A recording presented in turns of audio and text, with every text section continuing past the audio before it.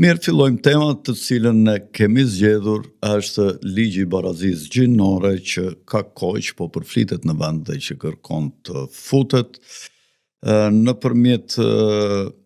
këtij ligji, qeveria të iniciuar nga Ministria e Shëndetësisë, qeveria përpiqet të justifikohet duke thënë se po plotëson disa standarde për të hyrë në Bashkimin Evropian. Ndërkohë, dihet që jo vetëm në Shqipëri, po dhe në vende të tjera ka pasur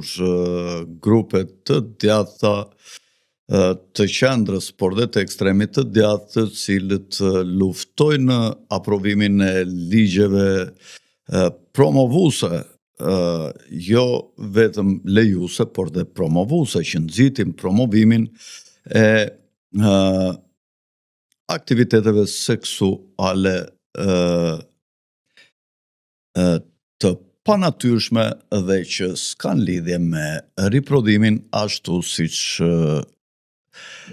tradicionalisht ka funksionuar ekzistenca e familjeve dhe e shoqërisë tonë në përputhje dhe në vijë me natyrën dhe me krijimin, sepse marrëdhëniet seksuale janë për riprodhim kryesisht ke speciet e ndryshme, ndërsa tek njerëzit janë edhe për kënaqësi. Është vetmja specie që zhvillon aktivitet seksual, kontakt seksual për kënaqësi.